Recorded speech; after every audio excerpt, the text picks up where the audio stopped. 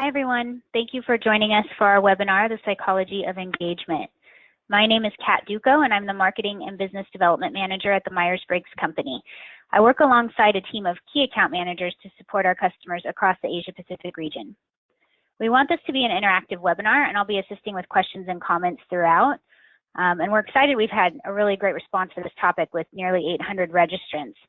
Due to the large number, we'll keep everyone on mute to avoid any background noise, but we do encourage your participation by using the questions box feature on your GoToWebinar side panel. Today's webinar will run for about 90 minutes and will be facilitated by Cameron Knott, psychologist and managing director of the Myers-Briggs Company.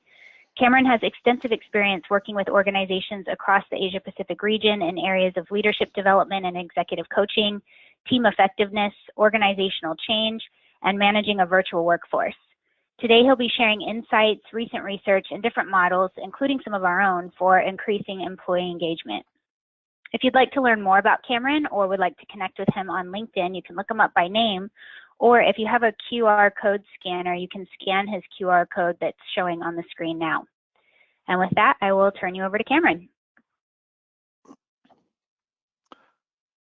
Thanks a lot, Kat, and thank you all for joining us today. So today we're here to talk about what's becoming, I think, an increasingly important topic in business, and especially right now in this new virtual world, so employee engagement. It's not a new concept. I guess in my experience, we've been talking about it a lot over the last 10 years, but the research behind this goes back a lot deeper than that. It's probably been studied over the last 2 decades or more.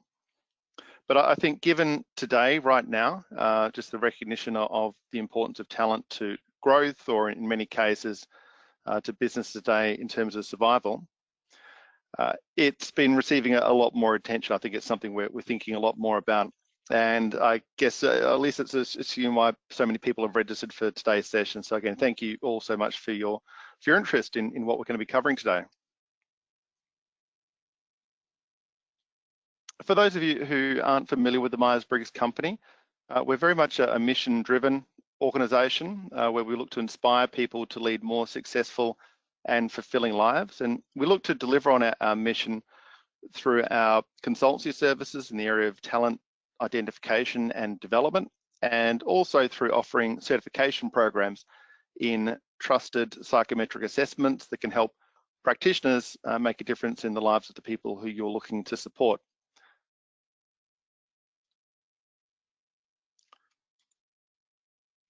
Something we're also really proud of at the Myers-Briggs Company is that we've recently gone through a process of becoming certified ourselves as a benefit corporation, or a certified B Corp.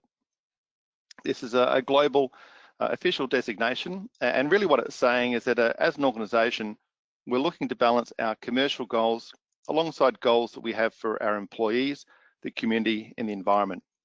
There's around about 3,000 organizations globally, big and small, that have gone through this process, and we think it's a really important initiative, and we'd love for you to look into this for your own organizations.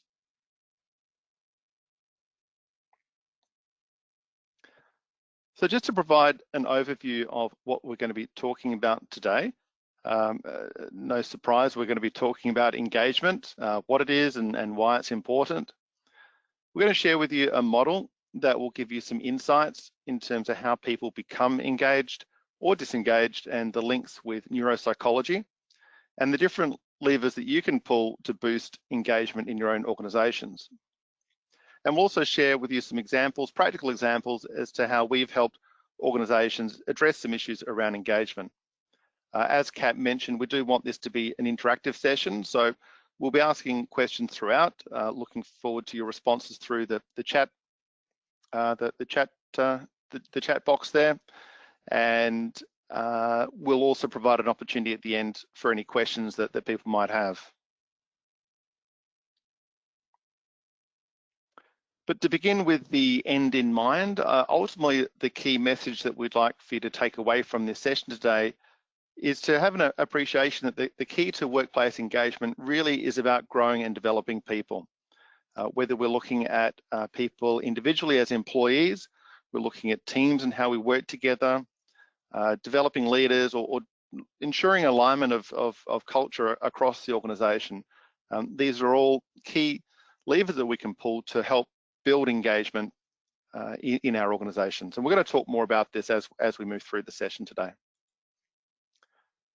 So first of all, just to check how engaged you all are as a virtual group today, or at least how engaged you feel that your organizations are. I'd like for you to just respond to a poll that Kat, I think, will take control of right now.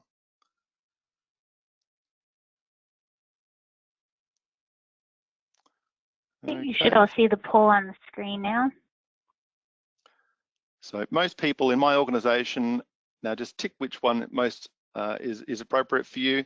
So not just yourself, but if you think about the organization that you're working in, do you think that most people are generally engaged, neither engaged nor disengaged, or that they are disengaged as an employee group overall?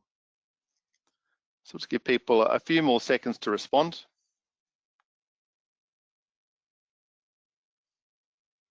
Looks like we've got the majority of the group that has weighed in here, so I'll go ahead and close the poll. And I'll share the results as well here. Okay. So 73% are saying engaged, 21% neither engaged nor disengaged, and 6% disengaged. So those numbers again, Kat, 73%. What was the middle one there? Are saying they're engaged. Sorry, yep, 73% are engaged, 21% neither engaged nor disengaged, and 6% saying disengaged. Wow. Okay, that's really encouraging. That's really exciting, and also really unusual. So I think for a lot of you out there, that's really positive to know that we're working in organizations that have such a high degree of engaged employees, and that's that no doubt is leading to some really positive outcomes, or at least is enabling you to better manage through this crisis that we currently find ourselves in. But just to compare the research or that quick poll with some more global research, and this is research that's been conducted over many years, or over a few years, I should say, and it's taken in tens of thousands, if not hundreds of thousands of people, which is showing that globally, 85% of adults are not engaged, or they're actively disengaged. So I should highlight though that this is some pre-COVID-19 research. So I guess the question we might all ask ourselves is, do we think that the situation would have improved over the last month or two? Do we think more people are engaged now in terms of how we're, I guess, the situation that we're all needing to respond to? I would suggest that for many organizations, this is quite possibly unlikely. To break this down further, so again, on a global basis, 15% of employees are saying that they're engaged. And what does that mean? So an engaged employee is someone who works with passion. They feel a sense of connection with their company. They use that connection to drive innovation. They have discretionary effort, and they're looking to move the company forward. So I might ask, just to bring it back to what we're all experiencing today, I'll ask you all the question, just to see again if you can just provide some responses in the chat box there about what does this look like today?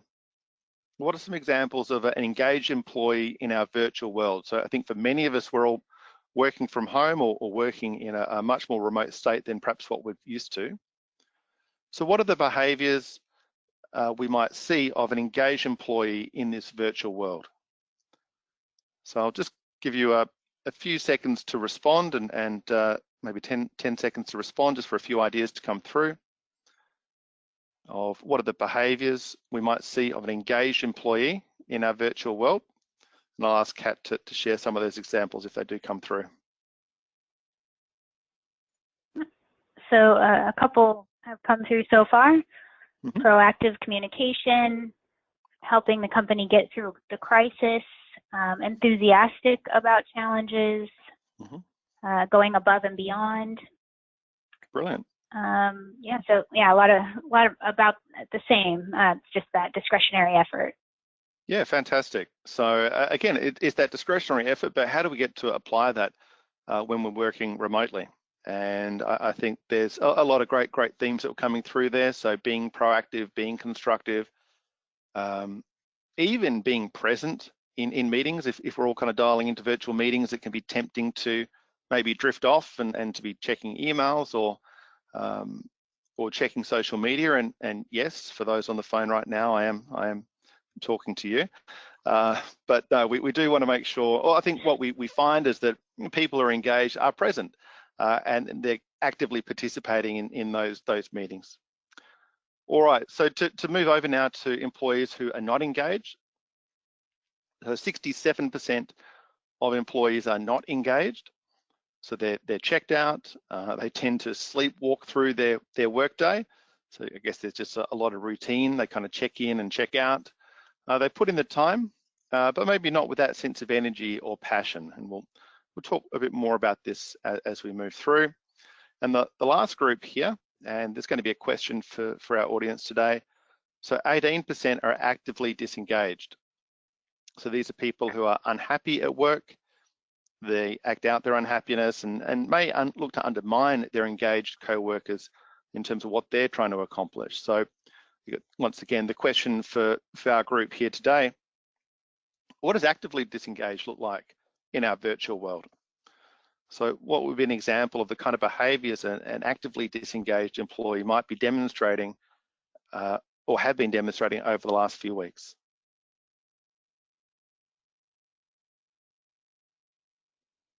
Okay, so a couple comments already. Telling people they're looking for another job. Ghosting was a term used. I'm not sure I know what that means. Not participating in meeting initiatives, absenteeism, not completing their tasks, spreading rumors, being negative. Yeah. A lot of those types of things, complaints. All right, I want to say great. So great for the responses, thank you, but not great that that's perhaps the environment that we're experiencing at the moment with some co-workers. But yes, themes there about being disruptive, not being engaged. They may not be representing the company well when chatting with their co-workers or perhaps in front of customers as well. Now, I know that we'd likely have a lot of Australian and New Zealand people on the line today, so I just thought you might be interested in the breakdown of this from a regional sample. There is a combined Australian New Zealand sample, which is pretty well aligned with the worldwide level. So 14% of employees engaged in Australia, 71% Australia and New Zealand, I should say, 71% as not engaged and 14% as actively disengaged. So very, very similar percentages there. And I think globally it is quite similar. So why is engagement important? Well, if we imagine that we went into the office and 85% of the lights were turned off, it's going to make it pretty difficult to work. And now I guess I'd imagine, or ask you to imagine if you went into your office and 85% of the people there weren't being constructive, they weren't being proactive. Again, it'd make it really difficult to work if you're one of the 15% who's really trying to help move the organization forward. And especially at this time when we really need all available hands on deck and pulled together in the same direction. So you can imagine that disengaged workforce, it really does make things a lot harder. Now, if we think more about this and think more about people's experience at work, so people's fundamental needs haven't changed over time. That being said, the world of work is different today. And right now, I guess I'm thinking, I mean, it is very different right now, but if we're thinking perhaps a little beyond COVID-19 in terms of what we're experiencing before this all happened, and though I guess I can imagine that there will be some long-lasting changes as a result of this current situation we find ourselves in. But again, I think more broader, there are some common drivers which have been shaping the world that we're living in today. There are things like globalization, where we're prepared to look beyond our own backyard for goods and services, and people are prepared to look beyond their own backyard for employment or educational experiences. Technology, of course, is a big global driver. Automation, artificial intelligence, and the like are all changing the nature of our jobs and the kind of work that we're all doing. There's also been cultural and generational drivers, where we've seen shifts in what's valued and expected in terms of workplace behaviour, including expectations for careers. So, I mean, overall, these forces have changed the terms or the expectations, or maybe even the social contract of the employee-employer work relationship, where employees today expect greater flexibility in terms of work-life fit, so including the ability to work from home, although I think for many people right now, they're wanting to have that ability to work from the office, so just maybe to get away from the homeschooling. We're also expecting opportunities for development, opportunities for advancement. We want to work in a more inclusive environment, so be given the opportunity to have more of a say about the kind of things that might impact our employment experience. And I think people also want to work for organizations that are more mission-driven, or at least have a social purpose to what they're trying to achieve. I think also, if we think more about the context of employees and employee engagement, the war for talent, which is a phrase coined by McKinsey & Company in the late 90s, really to call out to organizations that say, look, the world is changing, it's becoming more competitive, and for organizations to succeed, they need to be able to recruit, develop, and retain the best and brightest talent. And talent has certainly won this war. It's something which is very true today. Talent can often act like free agents. So they're prepared to pick and choose. You move from one employer to the other for a better experience, or for an employer that may be looking to or provide an environment which better meets the individual's needs. So if as an employer you're not engaging a talent, there's a very good chance that you would look to lose them.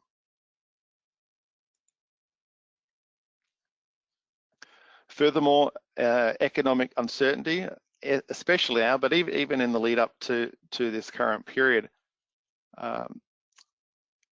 it's been a concern, and a concern for organisations that are looking to really look to engage and retain talent. And I think as we find ourselves in this crisis, and as we start to kind of look through this crisis and look towards that recovery period, we may be asking ourselves the questions about, look, how do we start to turn this around? So we start to think about employee performance, and I guess a question that relates to this is, so does better engagement lead to better organisational outcomes? And as you might expect, that's the reason why we're hosting this webinar today. I guess the answer is yes. There's definitely very strong links between having high levels of engagement and positive workplace outcomes. So I think it's important to appreciate this too, because engagement on its own is appealing. We want, and I think it's a construct that we talk about, or it's a state that we talk about, but it's more about taking that state and to translate that into behaviour. So does this mean something for organisations? Is it worth investing in employee engagement? And yes, we can see that there's going to be improved revenue outcomes from having a more highly engaged workforce, better profitability outcomes, general productivity outcomes. Plus there's going to be improvement in the overall health of the organisation in terms of lower absenteeism and kind of reduced safety concerns. And this is just an example of one study. There's many studies out there, and which are all kind of pointing to there being a lot of consensus around these same outcomes from high levels of engagement.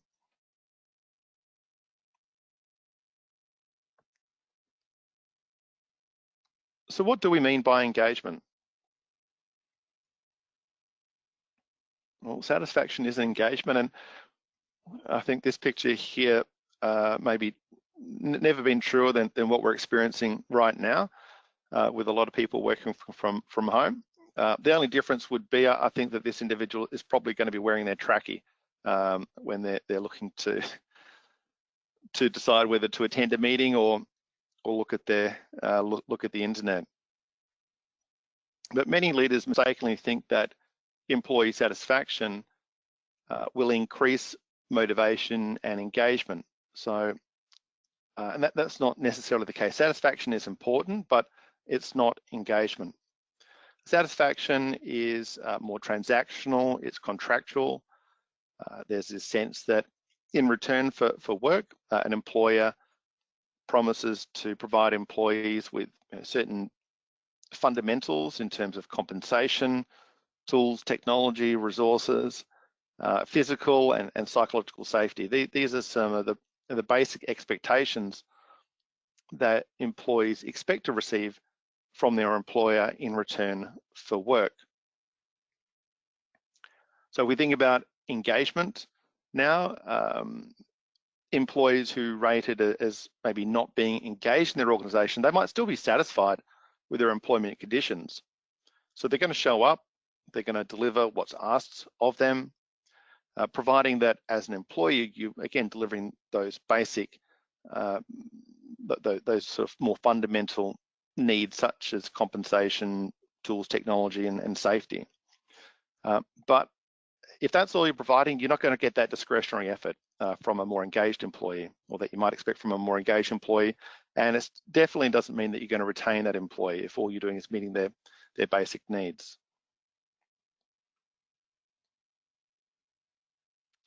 So engagement, on the other hand, it's more of a reciprocal relationship between the employer and the employee.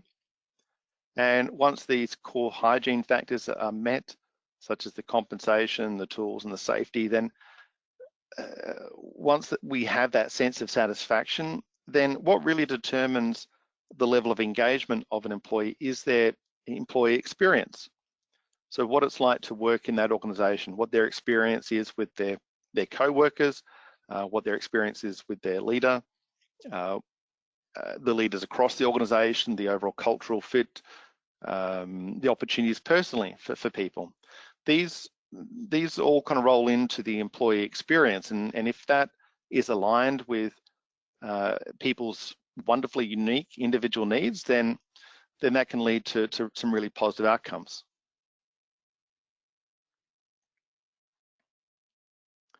I guess just furthermore, just to highlight that as we kind of look at this area of understanding engagement and employee engagement, probably to appreciate that there's really two different streams of focus. From the business side, there's a lot of commercial work that's done in the area of employee engagement, and a lot of this is focused on measurement and evaluation of the presence of some of those hygiene factors and experience factors. So it's more of a self-rating of to what extent an organization is providing the key criteria that might relate to engagement. However, what's then expected is there's an inferential leap to say that with the presence of these hygiene and experiential factors, that must then mean the people are engaged. So there is sort of this, again, inferential leap between this measurement of certain factors and then expecting or assuming that people are engaged. More from the academic side of things, they're looking at engagement probably more from a deeper level of understanding, trying to look at the neurological and psychological level of engagement, what it means for someone to be engaged within their mind, and what that then relates to in behavior. So two kind of complementary but different streams that we're kind of focused on there. But I think whichever approach that you take, I think generally we can come to a level of agreement on what engagement is. And this definition here from the conference board, I think tends to represent the commonly held view of engagement or employee engagement. And the common themes are around that sense of connection, and that can lead to discretionary effort because of that greater sense of personal connection and engagement with the organization.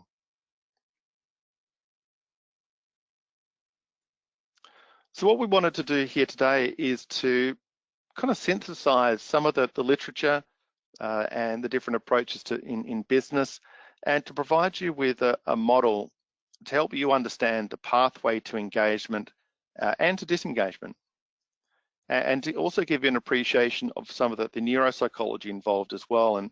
And ultimately, our goal here is to help you understand the different levers that you can pull to help you develop an engaged workforce.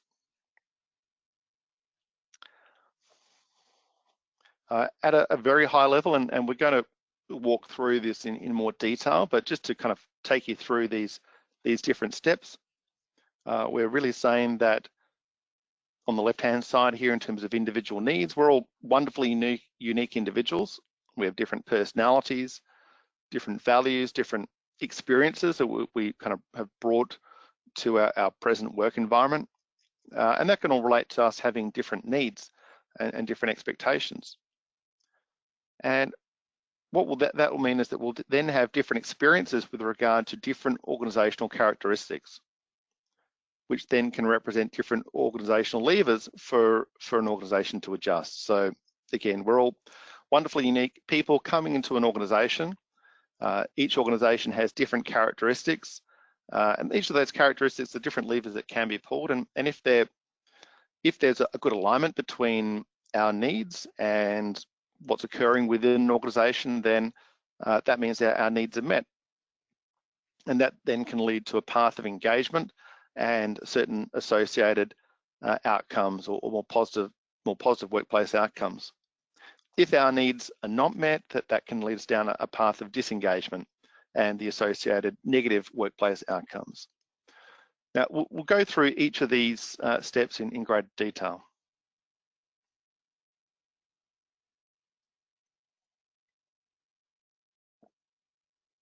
So in terms of individual needs, once again, we're all wonderfully unique individuals with different personalities, values, experiences, and all translating to individual needs. And to understand this through neuropsychology, so just to give you a basic primer here, neuropsychology will tell us that we have some common and primary needs as people. And I guess as a basic primer, the way neuropsychology works is that we have different circuits in our brains. So there's a reward circuit and there's a threat circuit. And when we experience something that's positive, it activates our reward circuit.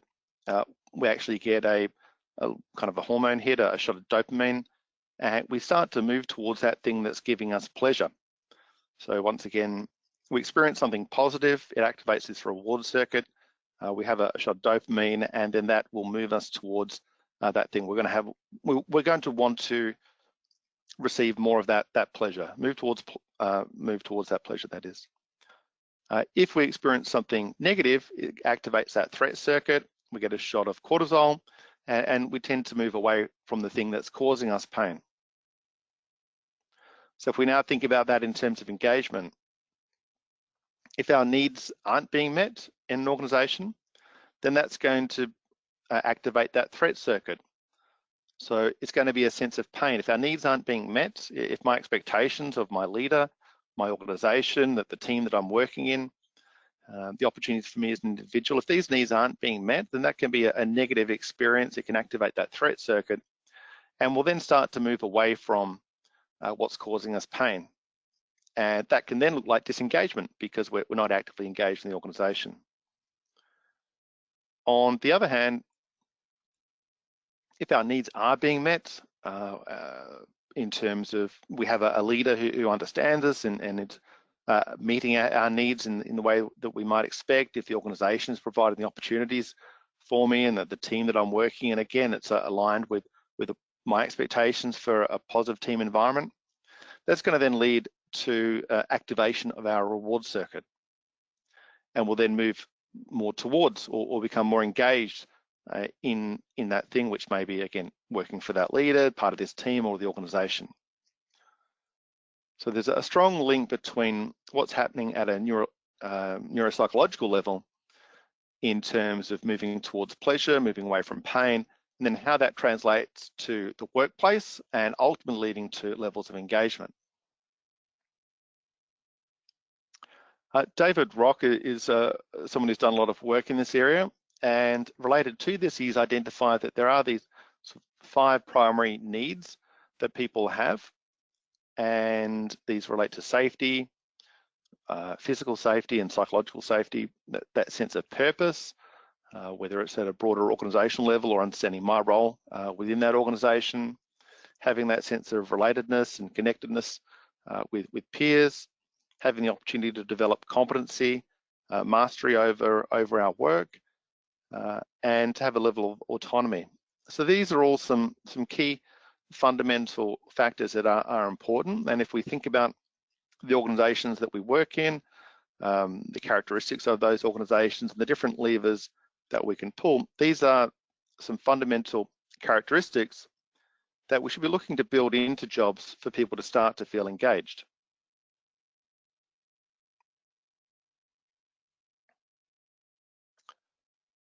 So furthermore, research has shown that there's a strong link between personality and engagement. And we have people who have, research has shown that people who have high levels of positive affect or optimism, proactivity, conscientiousness, extroversion, that these people are predisposed towards having high levels of engagement. Now, to be careful, so this isn't guaranteed. We still need to have the right organizational characteristics in place. But again, people with these kinds of characteristics will tend to have a greater chance of being engaged with your organization. But that's not to say that people who don't have these traits won't be engaged.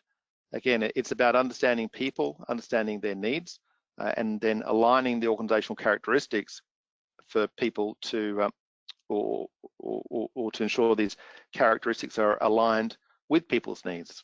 If we think about that from a leader's perspective, a leader may need to learn to flex their leadership style to meet the different psychological needs of their team. Their team is probably going to be quite diverse. So again, not one single leadership style may not work for each employee. So having that flexibility is going to lead to a greater chance of that employee being engaged. But if we do, again, think about these 4 traits, the people who do have these traits, that there's, I guess, a lower threshold that they have than most for them to be highly engaged in an organization.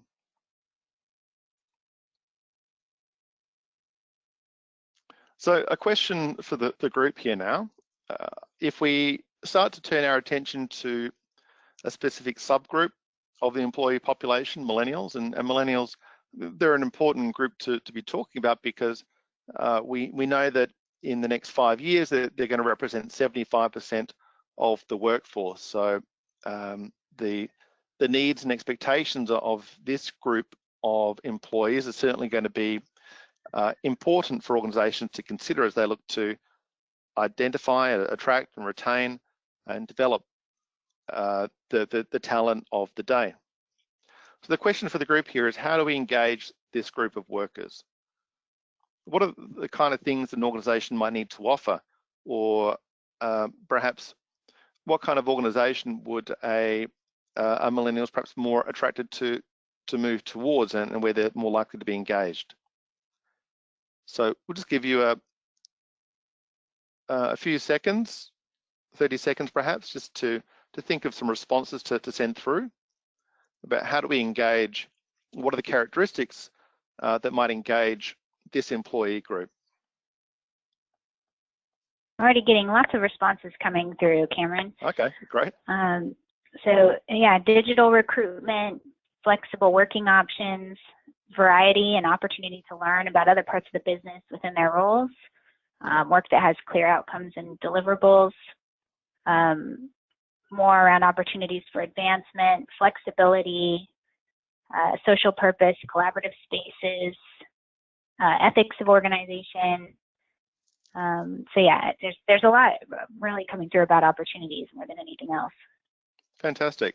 That's great. Thank you. And I think that, I mean, truth be told, this is definitely what we're hearing a lot from millennials, or about what their experiences are and expectations are for their work environment. But I think that the more people that I've asked this question to, I think the more that it comes out that these just seem to be some common sort of expectations of all employees today. So whether you're a millennial, whether you're a Gen Xer or Boomer, I think that the world has shifted. Our values, our expectations have shifted as well. And I think a lot of people are looking for that sense of purpose. They're looking for that flexibility, looking for opportunities. And look, different people are going to have different levels of needs of these characteristics, but I think some of these are just some standard characteristics that we need to be paying attention to today.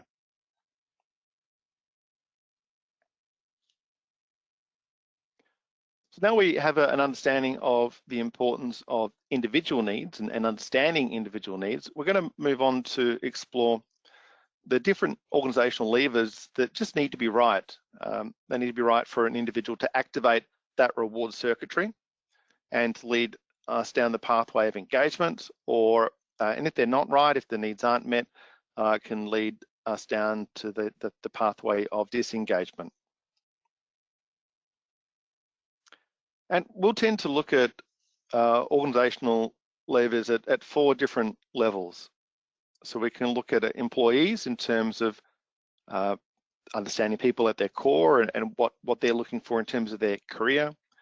We can look at teams and how teams come together, and how that is going to be important for organizational success. We can look at leaders and what's required for leaders to be able to be engaged themselves, but also to have that flexibility to engage their teams and employees.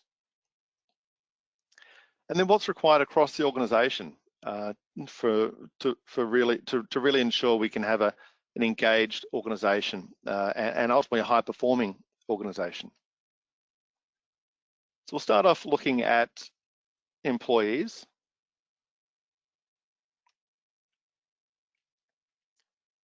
So the keys to crafting a sustainable career are knowing yourself, what interests you, what you do best and also not so well, what energizes you, and also being acutely attuned to the fields and companies you're interested in. But when it comes to knowing yourself, research shows us that we all think that we know ourselves. We all think that we're self-aware. But in reality, very few of us are actually self-aware. I find this research, which is through a Harvard article, it's quite staggering. But for leaders and practitioners, I also think that it's quite powerful. It's showing that self-awareness is a really powerful lever that we can be pulling upon to help employees become more engaged. If there are things we can be doing to help people better understand themselves, the things that they like, the things that they don't like, that self-awareness is really powerful towards allowing people to make decisions that are going to be more aligned with them becoming more engaged. So how do we increase self-awareness?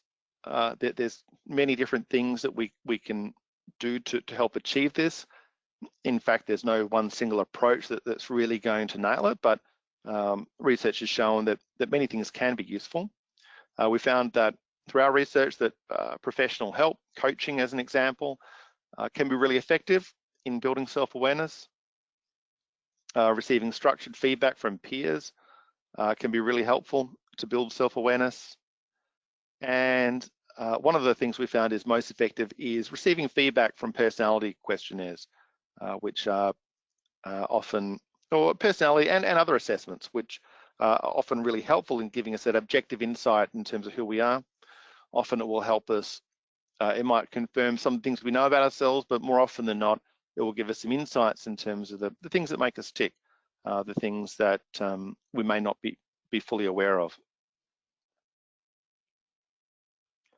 When we think about using assessments in building self-awareness, especially in career exploration, This is a pathway that we'll often use.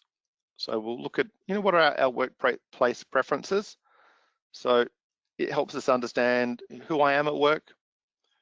It might relate to what are my communication preferences? How do I like to work in teams? What kind of teams or team style do I like? How do I approach decision making? What's my natural leadership style? Impact of stress, and so on. So it's useful to help people to become more self-aware, to understand what their personality can mean for them in terms of their workplace experience. At the next level, if we're really looking to help people really become engaged, I think it can be really useful to have a look at what are some of the career motivators for people, and that can give us some insights in terms of what kind of work I enjoy doing, and perhaps even the environment I might like to work in. And then a further step, perhaps a more advanced step in some cases, is start to use 360-degree feedback to start to understand, to get that feedback from direct reports, peers, leaders, other key stakeholders, just to get that sense of a more complete picture of the individual. And then ultimately all these different insights will give us a deeper understanding of the individual and their strengths, their weaknesses, their things that they might be looking for in their work experiences, and things that might like to move away from. And ultimately, of course, we'd want this assessment process to be supported by feedback from a qualified practitioner who can help pull all these different insights together. Related to this, or an extension of becoming more self-aware through the use of assessments or working with practitioners, and that's, I think, to start to have that discussion about our jobs themselves. And I think something we're going to be talking a lot more about is job crafting. And this is really saying that we want to become, or use our increased knowledge about ourselves, the things that we like, the things that we dislike, and to start to have constructive discussions with our employer about how we can adapt our roles accordingly. So if we can do more of the things that we like and maybe less of the things we don't like, that can lead to higher levels of engagement. So I think that's a conversation that we're going to be more commonly having in the years ahead. So moving on to high-performing teams now. And if we think about teams within organizations, there's different kinds of teams. We can have homogenous teams. So these are teams where people are quite similar, perhaps quite similar in terms of their personalities, as an example. And these teams can be high-performing teams, highly effective teams. They tend to be good environments where they're implementing the already known, set processes exist, tasks need simple responses, and there can be low to zero uncertainty and ambiguity, and ultimately where things aren't really changing so much.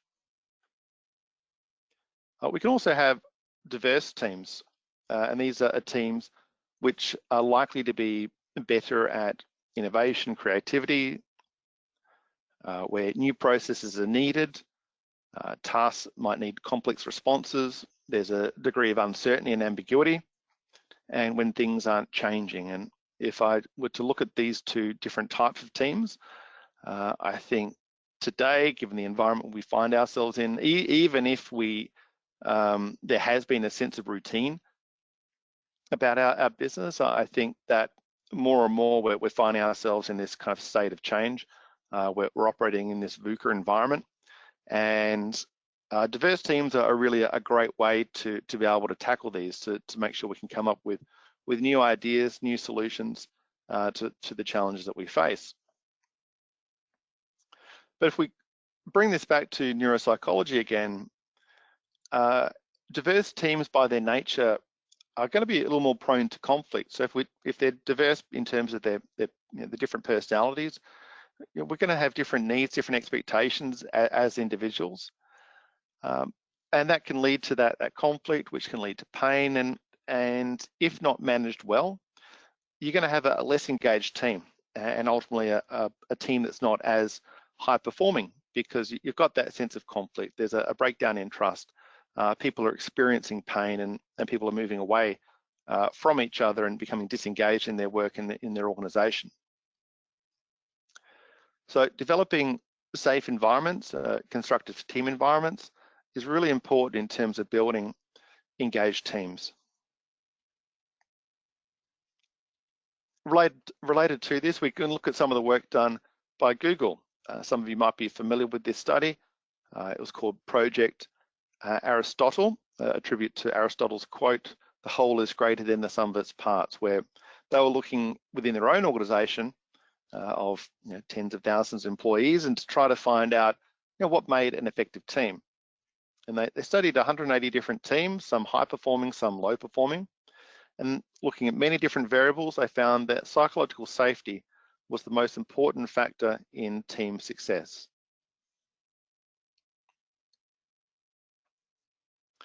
I think related to this is some of the work done by Patrick Lencioni, which some of you might be familiar with, and his work around the 5 dysfunctions of a team. And we'll often use this model in developing teams.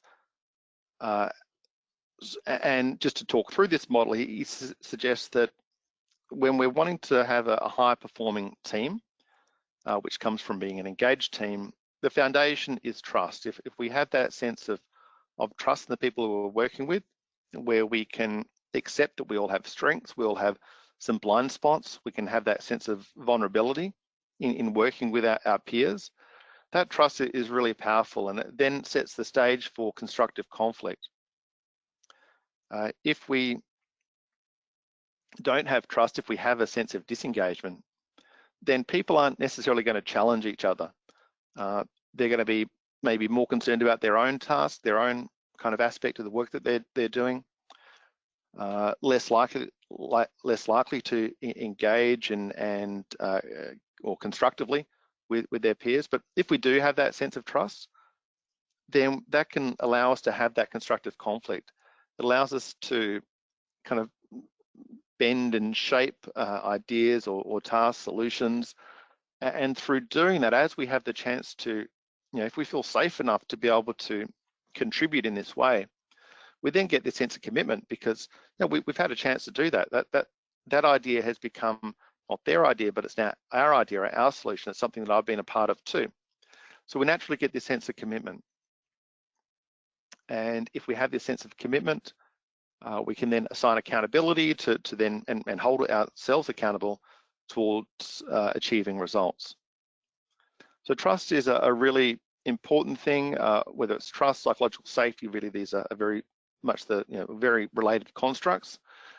And when we work with teams, this is definitely a model we'll work through. And I think a part of that of building trust is using assessments as a way to build an understanding of individual and team strengths and blind spots.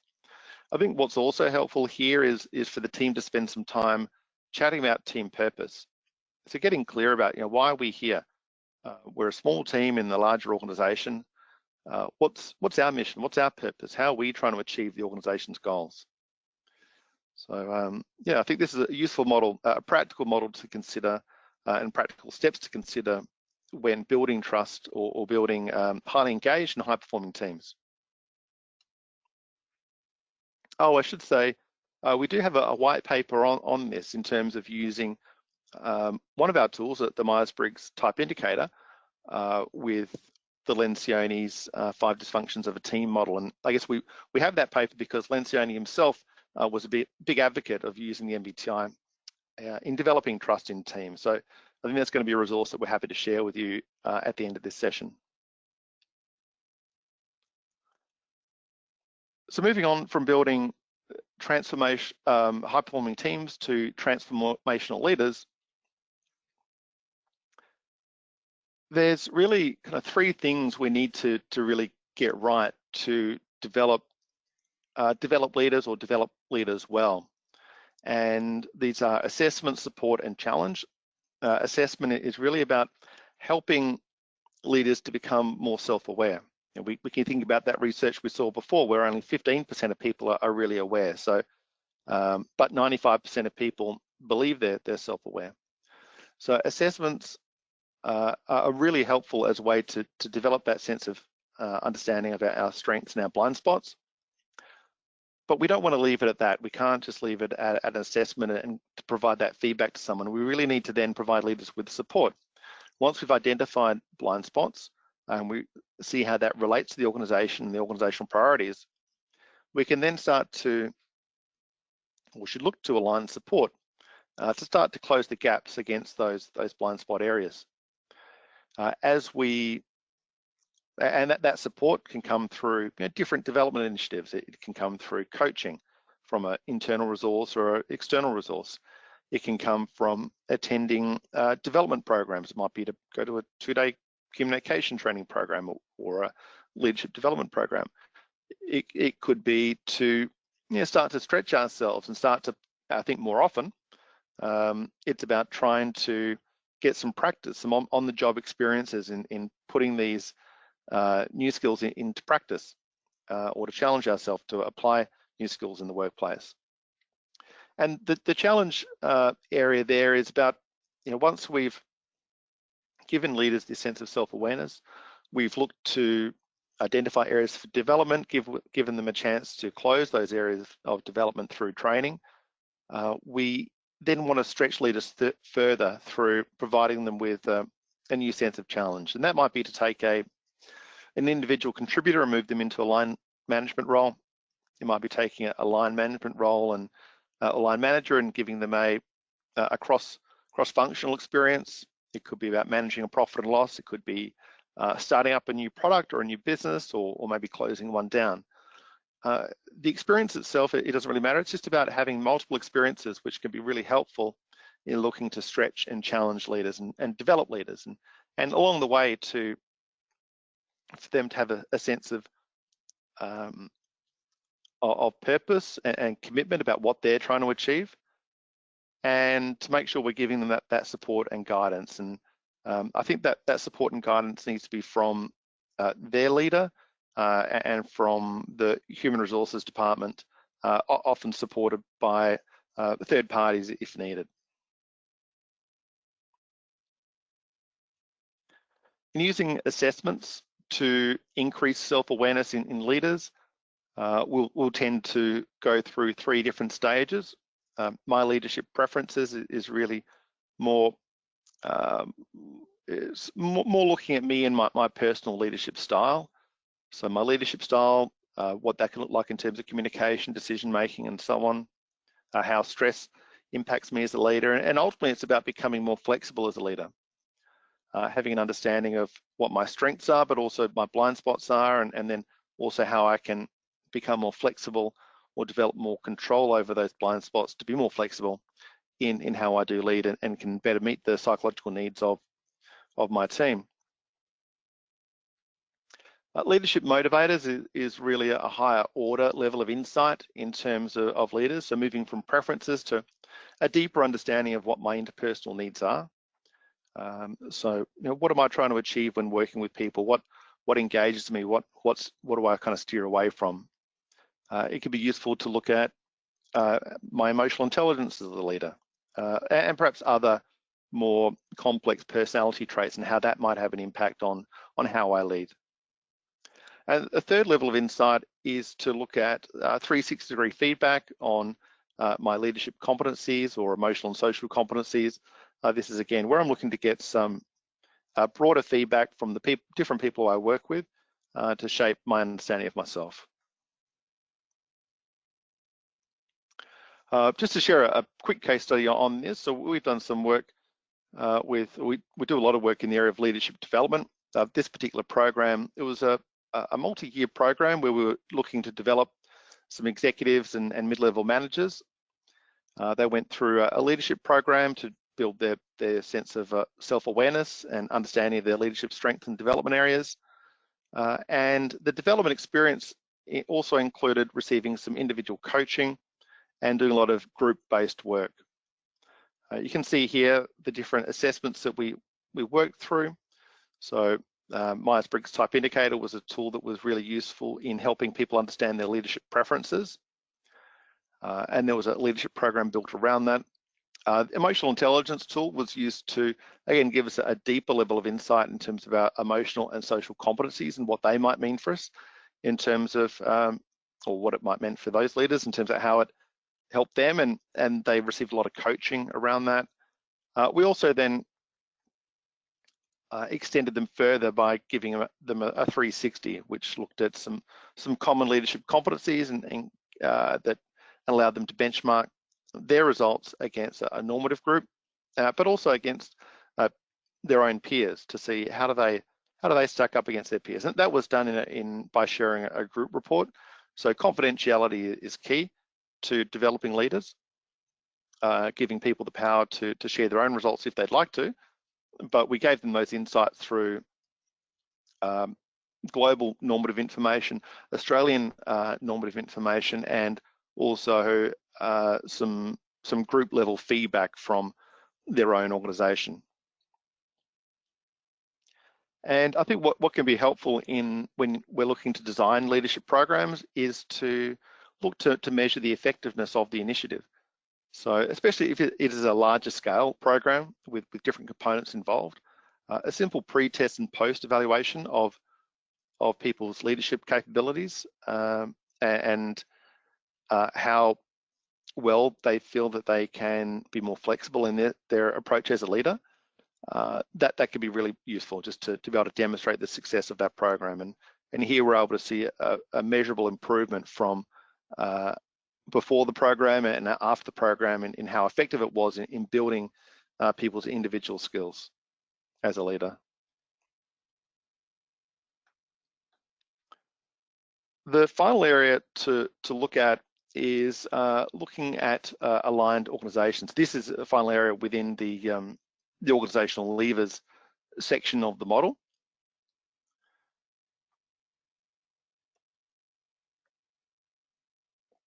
So I think what's useful in building engagement is to see if an organization is aligned in terms of its culture and focus. And the way we do that, we have and this is something you can look at doing yourselves, but we'll often look at an organization through a survey tool that we have that looks at their level of consistency. So are they more kind of process oriented as an organization, or are they more versatile, more innovative, more flexible in their approach? So what's the kind of consistency focus, and then what's their inner versus outer focus as an organization? Are they more internally focused in terms of rules, procedures, expectations, or are they kind of often benchmarking themselves against the external environment? So this is a very high level, but I think it's useful and practical to be able to help us understand our organization and what its broad sense of culture and focus is. And so the four areas that kind of, or the four kinds of focus that comes out of this model is initially order, so characterized by consistency and having that more inward focus. So this is an organization or organizations that will tend to value operational efficiency, reliability, uniformity. If it's inwardly focused but more versatile, it's probably going to be more people-oriented. So it's focused on developing people, has this sense of loyalty, commitment, can look to flex to developing people's needs and providing opportunities for people in that way too. Consistency based organizations that are more outwardly focused tend to be benchmarking themselves against competition. They're results oriented, they want to grow, they want to achieve, and to beat the competition. And those organizations that are outwardly focused but versatile will tend to have more of a flexible innovation focus. So there's going to be more of a sense of creativity, individuality, and transformation. So organizations, they'll have a blend of these areas, but you'll tend to find that there might be one or two areas here that are more predominant in your organization than others. And again, the reason that we're looking at this is to first of all understand our focus, but then it's about seeing how well our culture is aligned across different areas of organizational activity. Because if there is this sense of alignment, then that alignment can build trust, it's rewarding, can lead to engagement. If there's misalignment, say between the strategy of the organization, maybe the organization is trying to shift to become more innovative, look to develop new products and services. However, if the culture is that it's coming from is maybe more of that control-based culture, then that can lead to a lower sense of trust, because the culture hasn't shifted yet. And if there is this, so there's the way people are operating, the way people are working together is different with the direction the company is headed to. So that misalignment can be abrasive. It can lead to lower levels of trust, it can be perceived as a threat, it can lead to disengagement, because people are being told to behave in one way, which is more innovative, but the culture hasn't been supported in making that shift. Just to give you an example of where we've taken an organization through this activity. So we did some work with a mid-size legal firm. They'd been very successful, quite high performing. It was quite a little bureaucratic in terms of style. So the decision making really rested with the partners, and the employees, I guess they kind of got used to not making decisions, not having that personal sense of discretion or autonomy in their work. And they started to recognize that the market was shifting, that they needed to change the culture of the organization. This is the leaders. And they had a few kind of false starts at trying to implement some people-focused cultural change. So that they asked us to come in and to do some work, and we did some work surveying a lot of the leaders and employees in the organization about how they viewed the culture of the organization across these 4 levels of organizational activity. And what we found, and what wasn't a surprise in terms of the current environment, the current environment was quite aligned. It was very much characterized by order and people.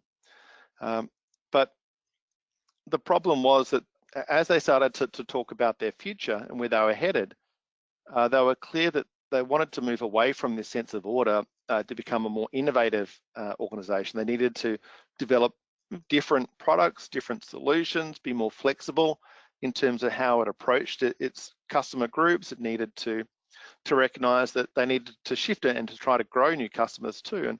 But while they wanted to become more innovative and while still retaining their people focus, they were still kind of trapped in this culture that was more order driven, more command and control.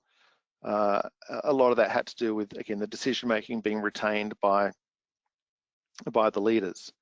So by doing this work and spending a day taking the leaders through this analysis and going a lot deeper into it, of course, it really led to some good, robust discussions within the team. And while we're talking about organizational alignment and developing engagement at an organizational level, just running exercises like this can be really helpful in terms of leadership team engagement, just to get the people working together, leaders working together, challenging themselves, having that constructive conflict, talking about their own opinions as to where they are today and where they're headed, and until we can finally get to that point of alignment and get to that sense of commitment.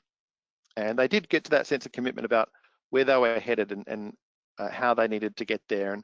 And some of the decisions they made were structural in terms of they needed to release the leaders from being so command and control, and that they put in a practice manager who took control over a lot of the administrative decision making that needed to be done, so the leaders could be freed up to start to develop themselves. And I think that's often something that needs to be looked at, is that when we are looking to develop leaders, often maybe a structural change, we need to kind of structurally look at our work and to see, maybe there's a lot of what we're doing which is sort of holding us back or holding us in a particular style, and what are some structural changes that we need to make to free us up to develop these new capabilities.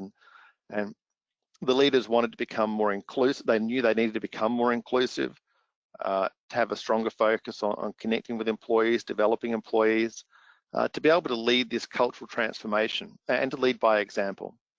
So there were some leadership development initiatives, structural changes, and people development initiatives to help move the firm towards this more innovative, people-focused center. But again, I think having that data, having data like this, can be really helpful towards being able to achieve that.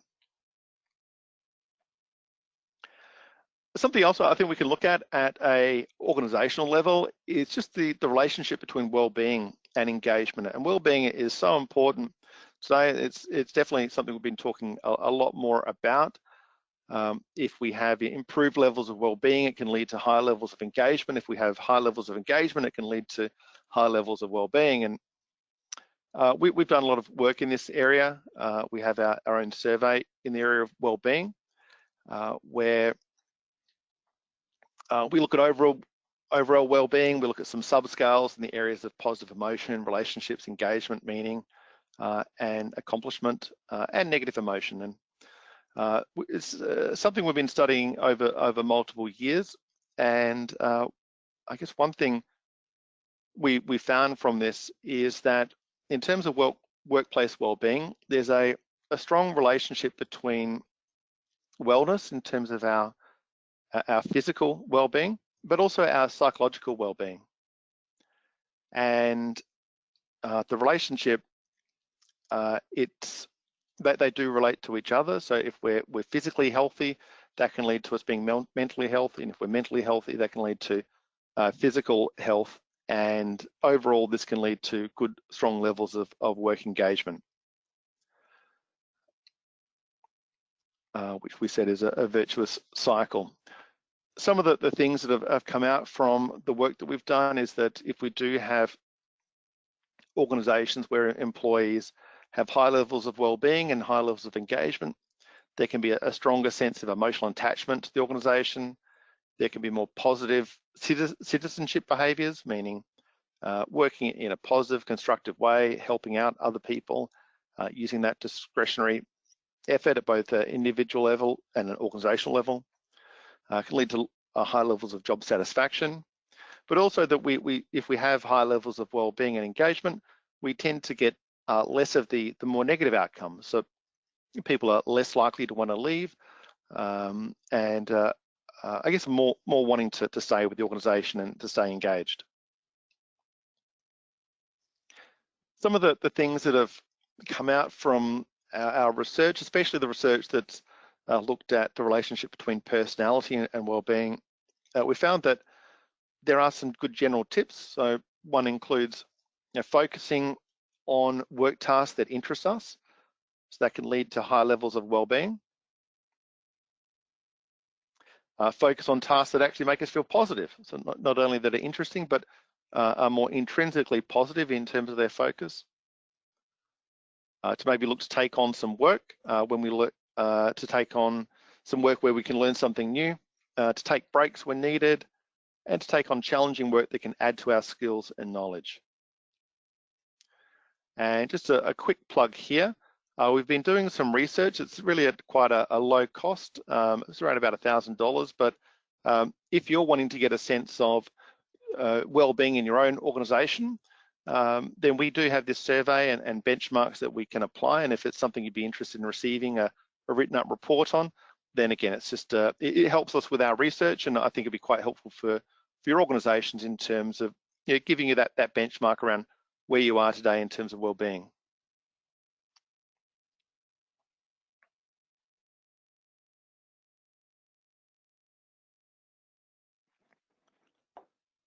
Okay, so now we've moved on from understanding needs, ensuring that the organizational characteristics will have given consideration to organizational characteristics and how well they meet individual needs, and if they meet the needs well, we get that sense of reward, we get that sense of trust that can lead to engagement. If they're not met, then it can lead to disengagement. And in terms of this model, I think it's useful to understand engagement itself, that there's a process that goes on within engagement. So the first step to becoming engaged is attitudinal. So it's about having that sense of commitment, having those positive feelings, that positive state that can lead to engagement. So there is this attitudinal level of engagement, but that's not really enough. If the next step then is to go from this sense of attitudinal engagement to then more behavioural engagement. So actually to act out on this workplace engagement that we do have, and that can then lead to more positive workplace outcomes.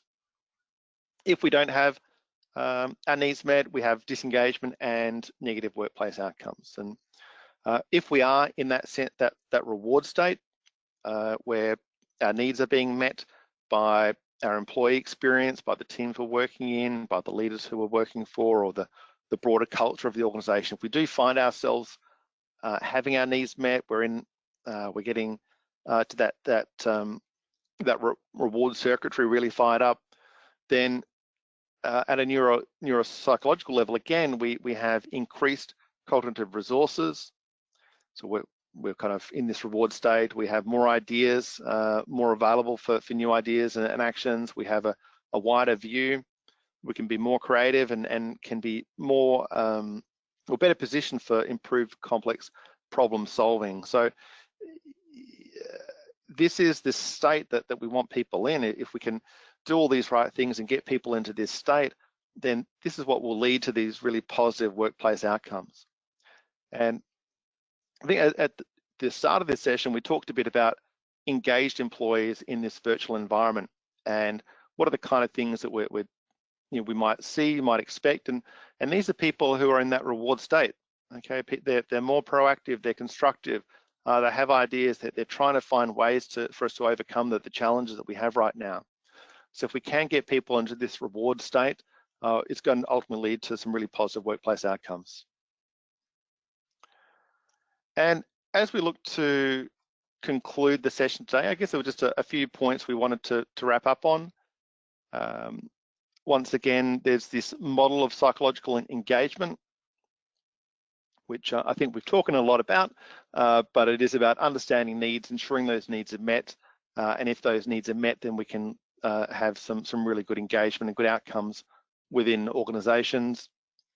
And ultimately, the different levers that we have to be able to control this is that they operate at 4 different levels within the organization. And if we can have this focus on understanding people, helping people to become more self-aware, to helping to grow people, and to create teams and develop leaders and the organization to support this, it can ultimately lead to some really positive outcomes in terms of engagement.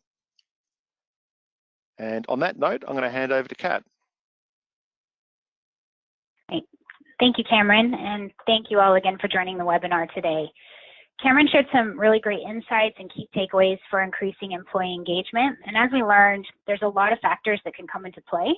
So identifying what factors are most relevant for your organization and choosing the appropriate interventions to address those factors is important for boosting your engagement levels and overall organizational performance.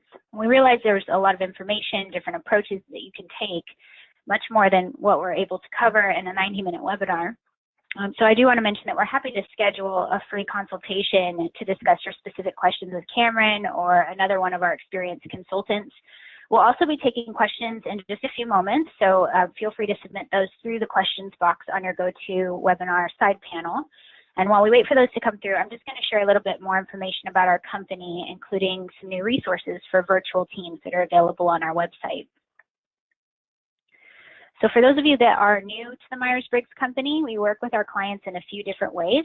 We offer consulting services where one of our experienced trainers like Cameron can get to know your organization and design and deliver a customized solution to meet your business requirements.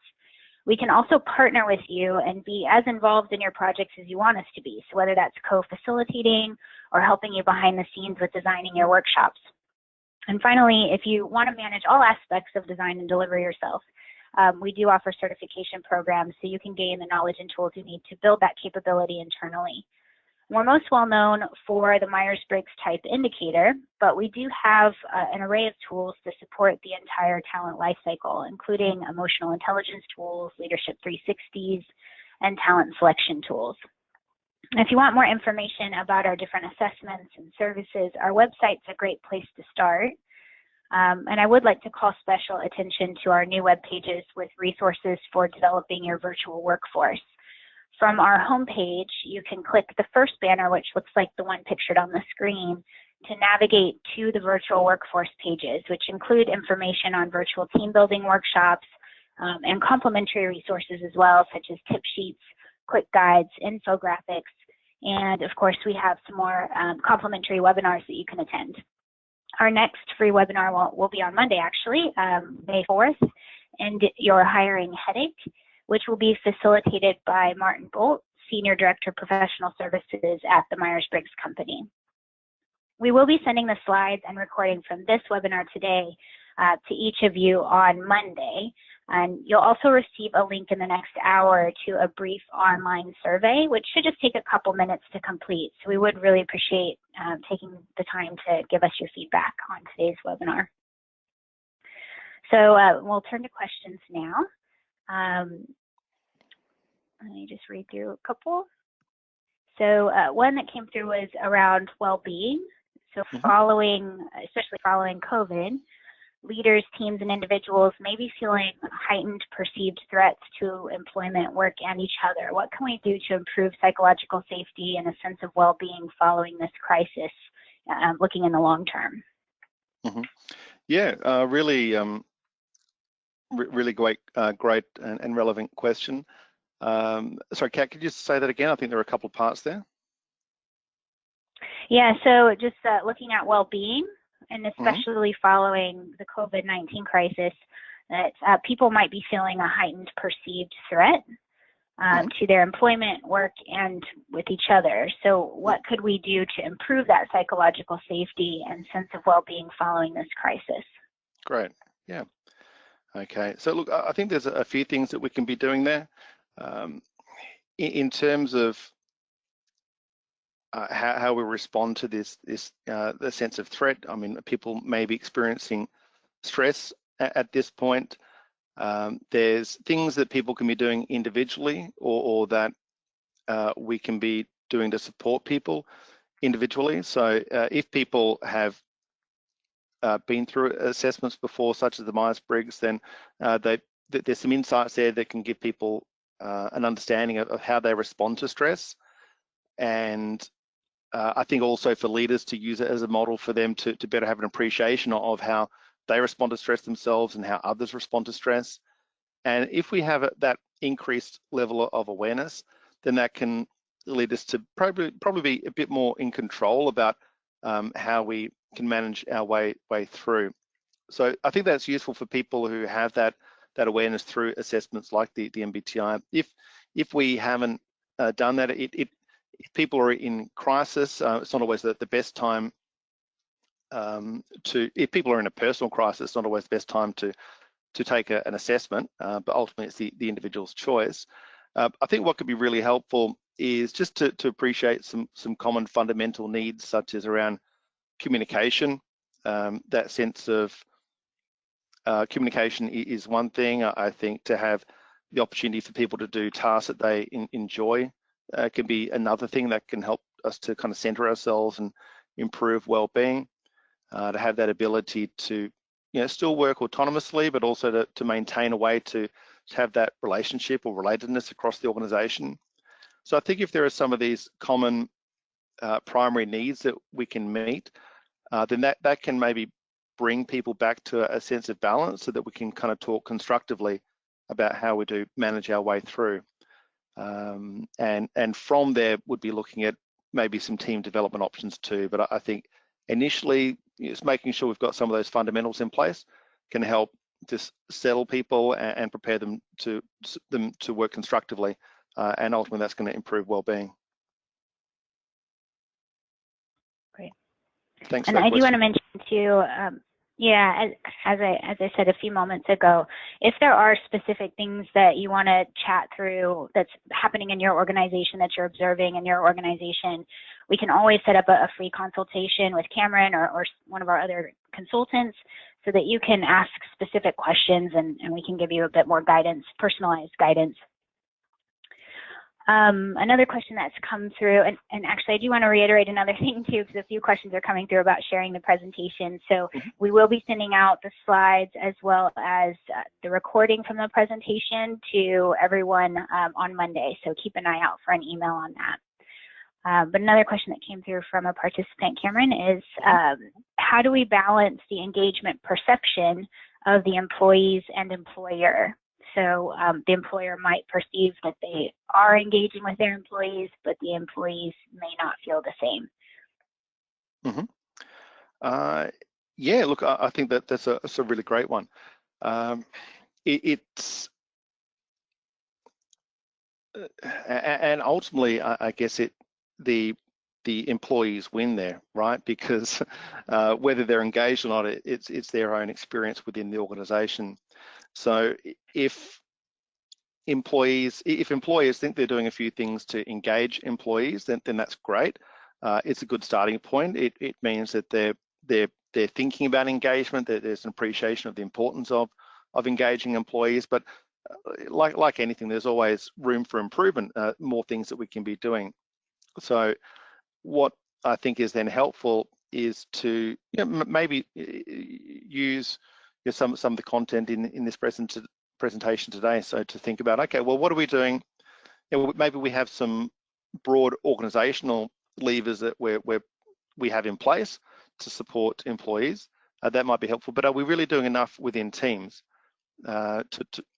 Because that's where a lot of employees are really having their experience day to day. They have one identity with the overall organization, but they have another identity with the people who they're working with in their teams, or it could indeed be with their relationship with their leaders. So I think we need to look at engagement at these 4 different levels and to see, okay, are we doing enough in each of these areas? Are we helping employees to become more self-aware, to help them understand who they really are and what motivates them, what they need? In some cases, that might mean for an employee that, look, this isn't the right place for me. And that's okay. We want people to be happy and to move to a place where they're going to be engaged and have a great experience. For some, for teams, it can then just give people a way of understanding themselves as a group, some of their strengths and blind spots. And again, we find assessments are a great way for building trust and a common understanding in those teams. Or for leaders, it might be about leaders having insights of their own leadership style. And while that might be great at engaging certain employees, they may not be showing the flexibility to engage different employees who perhaps have a different personality to themselves and a different work style to themselves. So for leaders to be successful, they really need to be able to engage the psychological need of their followers and their team, and to do that does require that flexibility. So I think, again, in summary, we'll look across the 4 levels and to see what are we doing in each of those areas and what more can we be doing in each of those areas to give people insight and develop people's flexibility, and that I think will help improve engagement. Thanks, Cameron. And I think we'll just do one more question and then we'll close the session. But a final one that came through is, do you have any tips for progressing attitudinal engagement into behavioral engagement?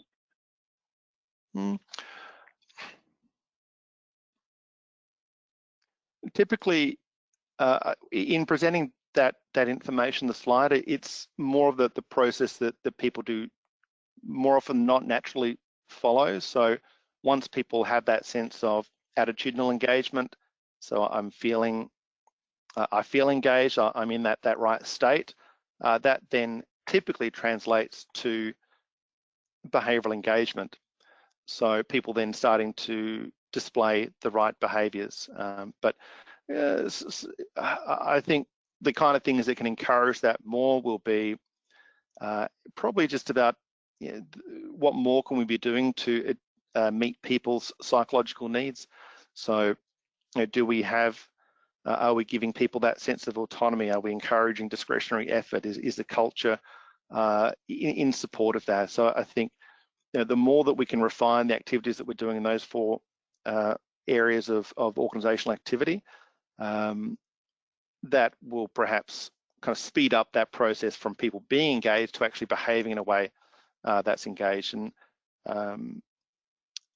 but I think having role models as an example, that can be quite useful to help speed that up too. So if leaders are actively communicating examples of the kind of behaviors that people want to be demonstrating, or they'd like people to be demonstrating, if they can be clear about the culture of the organization and what's expected, then again, those clear examples, consistently communicated, consistently demonstrated by leaders, I think that's going to lead to higher levels or higher rate of adoption of those behavioral examples around engagement.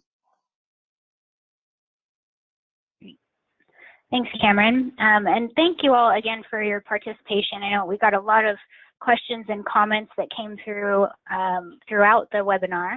So if I missed any, we will be following up with each of you individually. So as I mentioned, we'll be sharing the slides and the recording.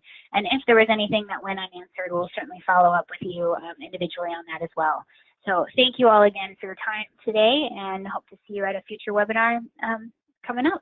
Thanks. Great. Thanks, everyone. Thanks for your involvement. Cheers. Stay safe.